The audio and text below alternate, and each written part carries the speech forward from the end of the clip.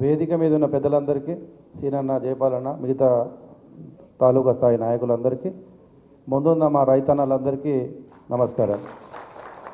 ఒకటి, మోసపోయిన మార్పు అంటే మన జీవితాలను ఏమైనా రాష్ట్రాన్ని మారుతాం, మన జీవితాలను మారుతాం అనుకొని మోసపోయి మంచిగా ఉన్నటువంటి ప్రభుత్వాలను మనం ఏది కొద్ది అత్యాశపై మాయమాటలు తొందర నమ్మి కేసీఆర్ ఇట్లా 10 ఇస్తున్నాడు కదా, ఇటు ఇస్తే 17 ఇస్తాడు, కేసీఆర్ 2000 ఇస్తున్నాడు కదా, వీడు ఇస్తే 4 వస్తాడు, కేసీఆర్ 1,00,000 ఇస్తున్నాడు, ఈయన వస్తే ఇంకో తులం బంగారం వస్తుంది, ఉన్నవి లేనివన్నీ కలిపి చెప్పిండు. నోటికి ఎంత వస్తే అంత. పూర్వం మనకు అనుకోకుండా ఏదన్నా మనకు బిడ్డకో పిల్లలకో ఏదన్నా అనుకోకుండా వ్యాధి వస్తే, అమ్మ ఏ దేవుడు కనపడతా దేవుడు మొక్కే వాళ్ళ వ్యాధి తగ్గితే నీ కొండకొస్తా, నీ ఎంటికలు తీస్తా, కందూరు చేస్తా, రకరకాల మొక్కులు మొక్కుతుండేవి. అట్లా ఆపదల మొక్కలు ఎట్లా మొక్కినో అట్లా ఏది నోటికి వస్తే అది వాగ్దానం ఇచ్చిండు. చివరకు వచ్చిన తర్వాత వాగ్దానాలను మర్చిపోయాడు. ముందు చూపు లేకుండా ఎదురు చూపుతో పాలన చేస్తున్నాడు.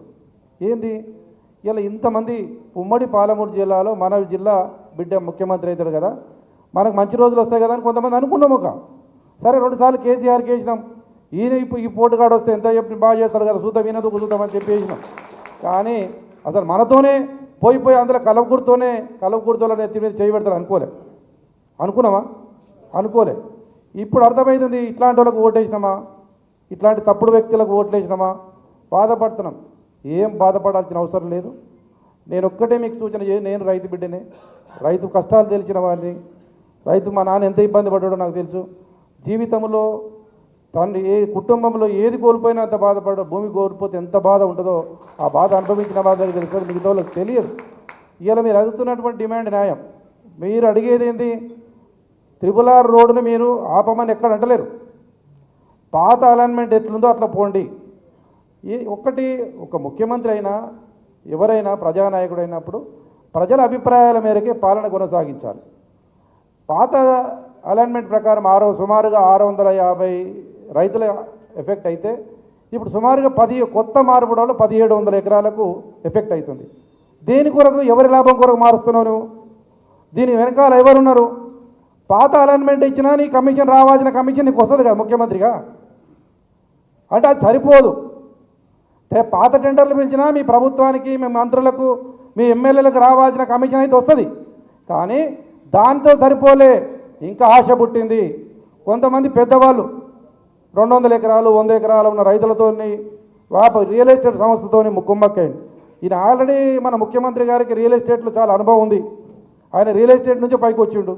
ఏ భూమిని ఎట్లా చేయాలో, ఏ రోడ్డుని ఎట్లా మారితే డబ్బులు వస్తావో తెలిసినటువంటి ముఖ్యమంత్రి గారు మన దుర్బుద్ధి పుట్టిందేమో ఇలా అలైన్మెంట్ మారి సుమారుగా 1700 మంది రైతులను ఇలా రోడ్డువి తీసుకొచ్చిండు.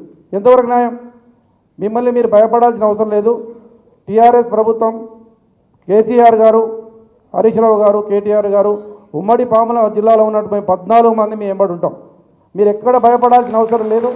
కానీ మీ లోపల మీకు కొంతమంది చీలికలు తీసుకొస్తారు. ఆ చీలిక పోకుండా చూసుకోండి. కొంతమంది ఏమంటారే, ఏమైంది వాడు 100 ఎకరాలు ఉంటుంది, 10 ఎకరాలు పోతే నా డెవలప్మెంట్, నా ల్యాండ్లు పెరుగుతుంది కదా, ఏమవుతుందా అని చెప్పి ముందే పోయి ఇస్తారు. అందుకే రైతులందరూ మీరు ఐక్యమత్యంతో ఉండండి. ఐక్యమత్యంతో ఉండి చివరి వరకు కొట్లాడితే పోయేది ఏముంది? చివరి వరకు కొట్లాడదాం. మన భూమి పోయిన తర్వాత మన బతికేం లాభం? మన భూమి, మన ఆస్తులు పోయిన తర్వాత మనం ఉండే లాభం. దాన్ని కాపాడుకోవడానికి మీరు ప్రయత్నం చేయండి. మీ వెనకాల, మీ ముందులో మేముంటాం. ఏ విధమైనా సరే, ఎన్ని రోజులైనా సరే ధర్నా చేద్దాం. మీరు మాత్రం ఆ రోడ్డుకు పనులు నడవకుండా మీరు గట్టిగా పనిచేయండి. ఏ విధంగా అయినా పార్టీ పరంగా, మా పరంగా, ఒక రైతు బిడ్డగా అన్ని రకాలుగా మీకు అంట ఉంటాం. ఇప్పటికైనా రేవంత్ రెడ్డి గారు కళ్ళు తెరవాలి. ఇంతమంది రైతులు రోడ్డు మీదకి వచ్చి కొట్లాడుతున్నారంటే మీరు మీకు బేసిజాలు ఎందుకు? పాత అలైన్మెంట్ ప్రకారంగా మీరు చేయండి. దానికి రైతులందరూ సుముఖంగా ఉన్నారు. పాత అలైన్మెంట్ ఎప్పుడు పాలన కొనసాగించాలంటే రైతులకు తక్కువ నష్టం జరగాలి, ప్రభుత్వం డెవలప్మెంట్ చేయాలి. కానీ డెవలప్మెంట్ ప్రేరణ పెట్టి ఇలా భూములు లాక్కొని ఇలా 1700 మంది రైతులను ఇలా రోడ్డు మీద తీసుకురావాల్సిన అవసరం ఏముంది మీకు? ఎవరితో పది? ఇలా ఎమ్మెల్యే గారు ఏమంటారు? ఇప్పుడే మా వెంకటస్వామి మాట్లాడే ఎమ్మెల్యే గారు నాకు తెలియదు అంటారు. మాకు నీకు తెలియని ఎమ్మెల్యే పదవి ఎందుకు రా? రాజీనామా చేయి, పొద్దుగాల రాజీనామా చేయి భయ్, పొద్దుగాల రాజీనామా చేయి. నీకు జీవ రక్తం ఉంటే, నువ్వు రియల్గా నువ్వు ఎమ్మెల్యే అయితే, ప్రజల పక్షాన ఓట్లే మీద గెలుకున్న ఎమ్మెల్యే అయితే నువ్వు పొద్దున రాజీనామా చేయి.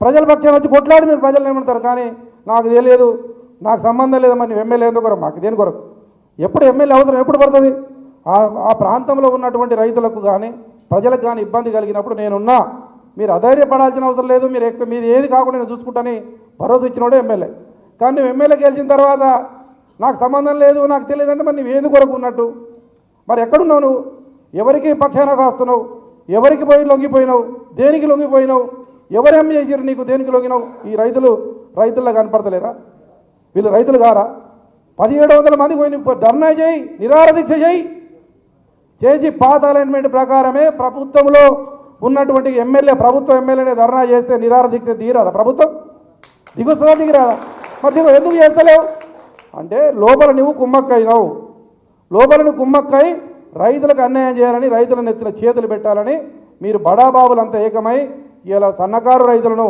ఇలా రోడ్డు మీద తీసుకొచ్చిన పాపం తప్పకుండా తగ్గుతుంది కానీ అందుకే మిమ్మల్ని చెప్తున్నా మీరు ఎవరు హైదార్యపడాల్సిన అవసరం లేదు మీ పక్షాన మేము కొట్లాడతా చివరి వరకు ఇలా మాకు తెలుసు టీఆర్ఎస్ ఉద్యమంలో కొట్లాడిన వాళ్ళకి ఇది పెద్ద పని కాదు మీరు గట్టిగా ఉండండి మీరు ఒకతాటిపైన ఉండి రైతులు ఐక్యమత్యంతో ఉండండి మీకు భూములు పోకుండా మేము ప్రయత్నం చేయడానికి మేము ఎంబడి ఉంటామని చెప్పి మీకు ఇలా నాకు 1 o'clock చెప్పారు రేపు 28వ తారీఖు నాడు ఆదివారం కేటీఆర్ గారు అచ్చంపేట వస్తున్నారు నాకు 1 o'clock చెప్తే నేను 1 o'clock వచ్చి కూర్చున్నా ఆల్రెడీ 4 గంటలకే నేను అచ్చంపేట మీటింగ్ పెట్టుకున్నా అన్యాయంగా భావించొద్దు మీ రైతులందరూ మరొకసారి ఆధార్యపడాల్సిన అవసరం లేదు దసరా తర్వాత కూర్చొని మేమే వస్తాం కార్యాచరణ తీసుకొని ఏ విధంగా రోజు నిరసన చెప్పి ప్రపంచం మొత్తం దేశం మొత్తం మన దిక్కు చూసే విధంగా ఇలా సొంత జిల్లాలో ముఖ్యమంత్రి జిల్లాలో ఓట్లేసి గెలిపిన ప్రజలు ఆయనకు వ్యతిరేకంగా పోరాడుతున్నారనేది సందేశాన్ని పంపించే విధంగా రోజుకో కొత్త తరహా రోజుకో వినూత్నంగా మన ప్రయత్నం చేసి మన భూమిని మనం కాపాడుకునే ప్రయత్నంలో తప్పకుండా మీలో అడుగేసి నడుస్తామని చెప్పి కోరుకుంటూ మీ అవకాశం ఇచ్చిన మీకు మరొకసారి ధన్యవాదాలు చెప్పు సెలవు తీసుకుంటున్నాను. జై తెలంగాణ.